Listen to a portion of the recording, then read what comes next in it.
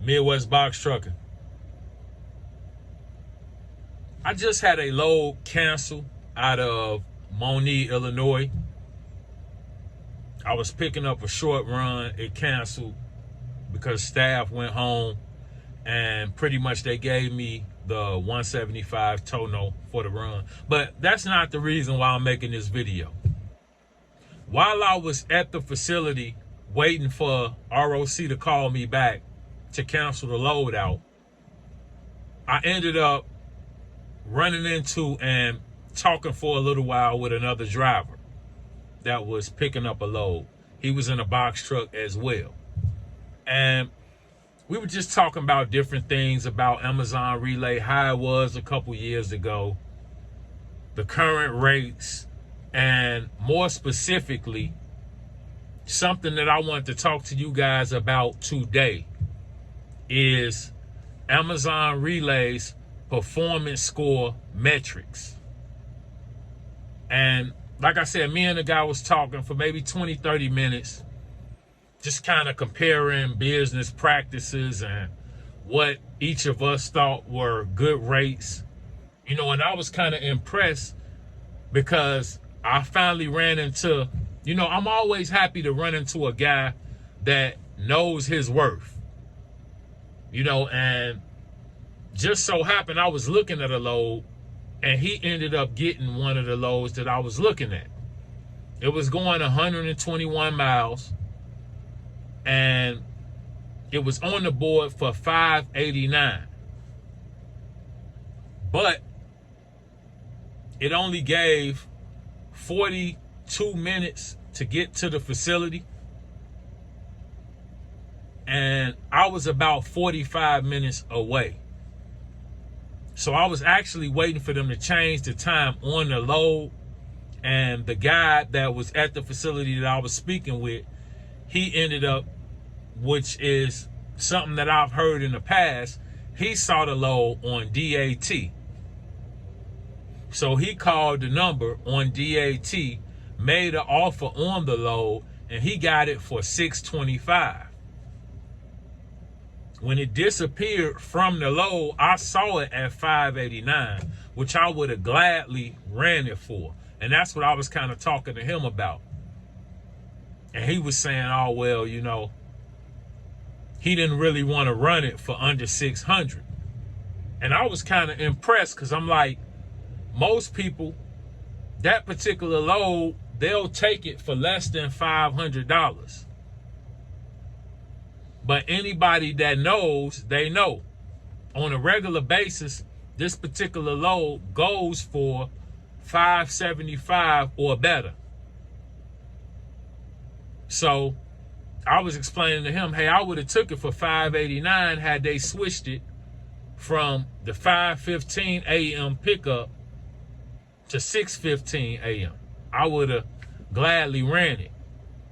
But he was explaining to me like, hey, they, pretty much use DAT as well. And that's kind of how we got into talking about the performance score, because he was saying, yeah, you were smart not to just book it. And I probably would have been 3 minutes late.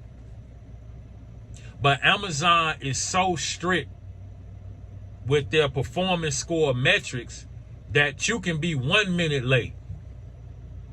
Once the system detects through the geofence that you didn't get there on time, like I said, you could be 1 minute late. It's going to hit your performance. So it's so easy right now to lose early access. If you're late twice, I believe if you're at 100%, that'll take you down below 98%. So that's what he was kind of telling me, like, man, yeah, that was smart. You don't want to play around with your performance score right now. And he was saying it's been a really slow week. And then that's when we kind of proceeded to get into the topic that I want to touch on today, which is, like I said, Amazon Relay and their performance score metrics. And in my personal opinion, I probably shouldn't say this, But I've said stuff that I probably shouldn't have said in the past. Won't be the first time. I believe Amazon Relay's performance score metrics are set up in order to keep owner-operators or box truck business owners in general booking cheap freight. That's the only purpose of the strict performance score metrics, is to keep individuals in a position where they are forced to book cheap freight. Just think about it. If a guy is only able to see 1, 2, or 3 loads a day, he is more apt, he is more likely to take loads at a cheaper rate. So Amazon, they're smart. This is a multi-billion-dollar company. They understand this. If I can get a guy to make a couple mistakes and I drop his score into a less than favorable range, and I restrict the amount of loads that this individual or this company is able to see or book, they'll be forced to book cheaper freight in order to move their trucks. So, like I said, I probably shouldn't say it, but most of us, we already know. You know, in the past, you did have a bunch of individuals a couple years ago that would book loads, and then they would turn around and reject that load when they saw a load come on the board for a higher rate. So we're part of the blame for this. 2 years ago, guy booked a load for $3.50 a mile. He got that load. 2 hours later, he see a load $5 a mile.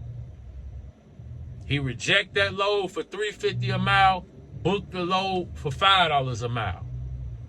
In return, that throws that load into recovery mode.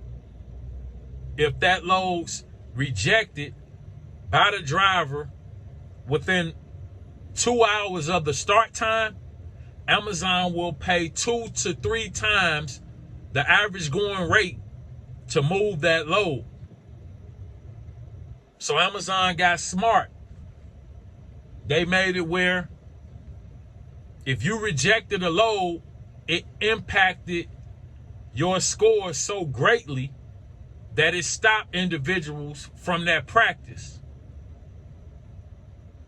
And progressively, Amazon has got stricter and stricter with everything from the performance score metrics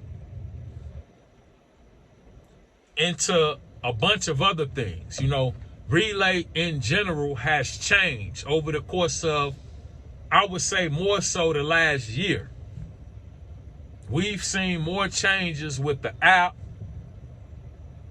rules, performance score metrics, and so forth than we've seen probably ever, which I've only been running Amazon Relay 2.5 years now. But within the last year, I've seen a lot of changes with a bunch of different things going on with Amazon. But like I said, the performance score is simply a way to keep owner-operators booking cheap freight. So, to avoid this, because I don't want to just present a problem and say, well, you know, this is what's going on. Hey, it is what it is. But I'm bringing you this information and giving you this advice to say this. Stay on top of your performance. Be on time for your loads. Make sure your drivers are on time for your loads. Don't reject loads if it's not a situation where you absolutely have to. And if you know you need to reject a load, the sooner you reject it, the more likely it is to have less of an impact on your performance score. So if you know 8 hours in advance, hey, I'm not going to be able to make it to pick this load up, or my driver's not going to be able to make it to pick this load up. Don't wait. Try to find somebody else to run the load and end up rejecting it within the last 2 hours. Go ahead and reject the load then.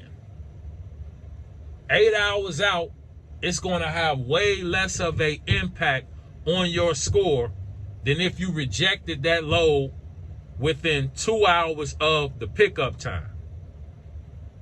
So, like I said, stay on top of your performance. Be on time to the origin. Be on time to your destinations. Make sure you're not rejecting loads. Make sure you don't have insurance issues or driver information, driver license, med card issues. Make sure all of this stuff is in order before you're going to pick up a load, because all of these can be reasons why you may have a load rejected. If Amazon notices an issue with your insurance, they're going to reject whatever loads your company has coming up. If your driver shows up to a particular facility that's checking for med cards and he does not have a med card, your load will be rejected. So this is all stuff that you can take care of in advance so you don't end up being late or getting rejections to where you have to be put in a position to where you have to take whatever Amazon gives you. And I honestly believe that's what's happening with a lot of individuals. If you make a mistake today, you have 6 weeks until that falls off your performance score. And don't have a bad week where, sometimes you just have a stroke of bad luck. Today you was late. Tomorrow the truck break down. You got to reject a load. The next day you late. Before you know it, you got a D or F as a performance rating with Amazon. And now you find yourself unable to even get 3-4 loads a week. At that point, $2 a mile start looking real good. I got to move my truck. Something got to give. So let me go ahead and just book this 241 miles for $485 into the boonies where they don't have no load coming back. And like I say, I understand, individuals get themselves in a bind, and sometimes you got to do what you got to do. But prevention is the key. A lot of individuals, they don't understand the play. So they keep being late, keep making mistakes, keep rejecting loads, and eventually, they find themselves in this situation. So, like I said, I was just talking to the guy, we were shooting the stuff, and I was like, man, this is something I want to bring to the attention of my subscribers. We need to keep these performance scores satisfactory That way we have the best opportunity to book decent freight for ourselves, our drivers, the company in general. So, yeah, I just wanted to make this quick video and get that out there, because if you don't know, you don't know. And yeah, I just feel like the more of us that stay on top of our performance, the better off everybody will be in the long run. And you can't save everybody. Some people will watch this video and book a cheap load at the same damn time. So some people, you preaching to the choir. They laughing when they book the load. It's funny.